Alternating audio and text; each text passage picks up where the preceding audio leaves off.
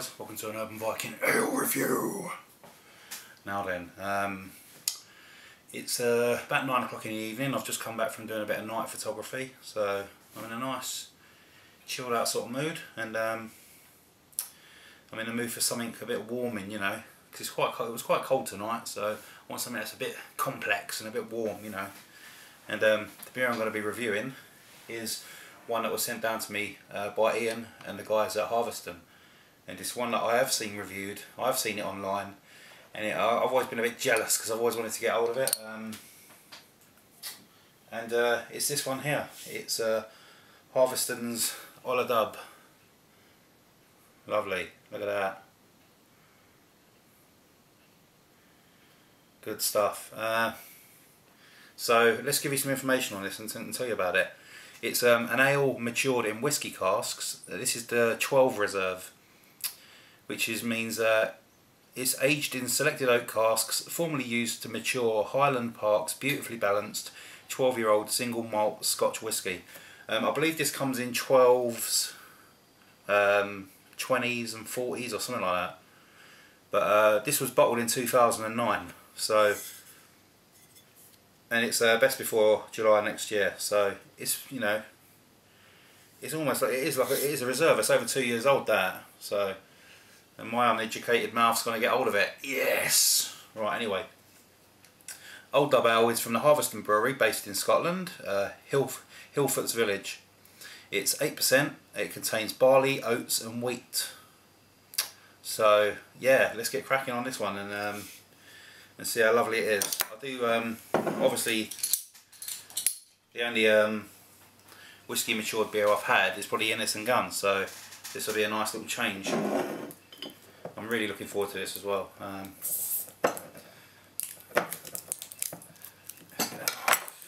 Okay. Harviestoun cap hiding underneath. Also going to be using the glass that they gave me, which is lovely. I know the Dubh glass. So the perfect glass for it as well. Lovely.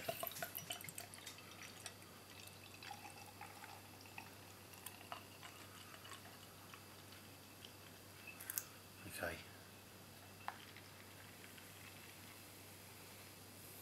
Beautiful. That looks really, really nice. Okay, nice little tanned head on it as well. Pitch black. I don't think there's any light coming through that at all. Nah, I can't see anything. Okay, right then, let's get a nose on it, see what we're getting. Wow, that's really... It's quite...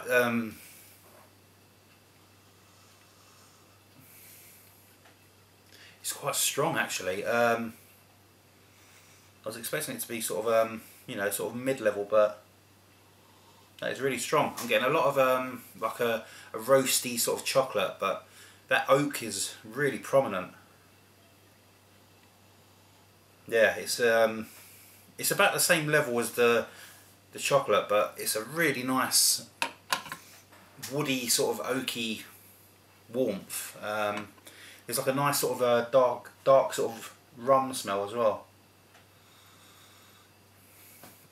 That smells really nice. Okay, I'm going to get stuck into this because I'm really looking forward to it. Cheers guys at Harviestoun, and cheers to all you guys out there.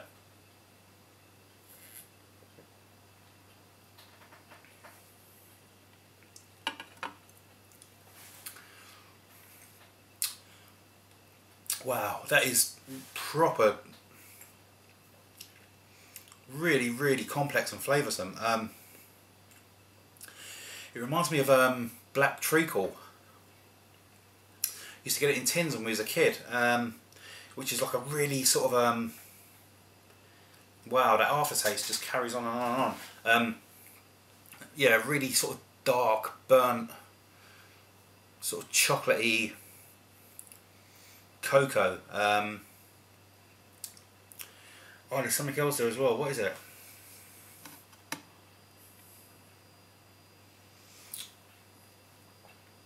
It's a bit like a very mild yeast spread, like Marmite or something like that. In the aftertaste, it's like a very mildy sort of a Marmite or Vegemite. I don't know what it is, what other people call it, but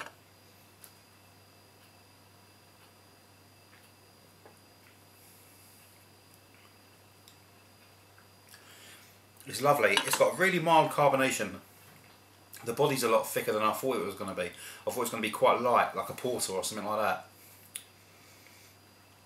But it's really, really powerful. The roasting notes and the coffee notes, it's not so much an alcohol taste, it's just a full-on dark burnt sweetness, which is really, really nice. You just want to sort of sit there with it and chill out and relax. It's really, really good.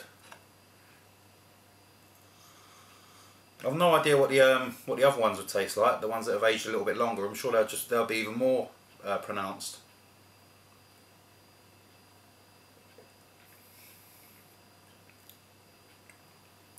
It's really nice. It's almost got a really nice sort of milk stouty sweetness to it as well. But that sort of smoky coffee is constant. It's a very constant sort of flavour. It doesn't sort of diminish.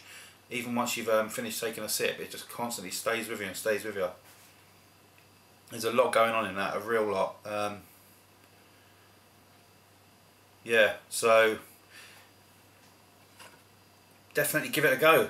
If you see it, give it a go. It's really, really nice. It's definitely one that you can just sit back with and take your time and sort of work all the different flavours out.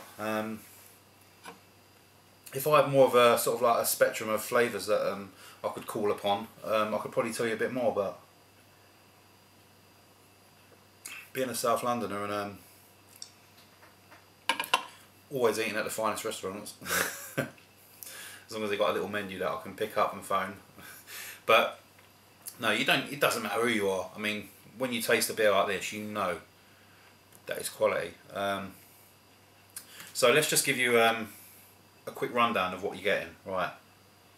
Okay, the nose is a lot of dark, roasty sort of coffee chocolate. The woody smell tends to disappear once you start to take a few sips. And the mouth is lovely. It's like a really dark, treacly, burnt chocolate, and you're getting this nice smokiness, which just sits in the background and just stays there and stays there, and it's lovely. Really, really good. The linger on the aftertaste is mammoth. It just stays and stays, and it's really, really nice. I did have that chilled slightly in the fridge for about half an hour, but I'm sure the flavours will come out even more when it warms up. But I'm not one of those guys who will stop it and then come back, because by the time I come back to it, it'll have gone. So anyway, this is really, really good. That's going to get a 9 out of 10 from me. It would have got a 10 if I was more of a coffee fan, but I'm not. But I can appreciate it when it's done in that sort of style like this. It's really, really good. So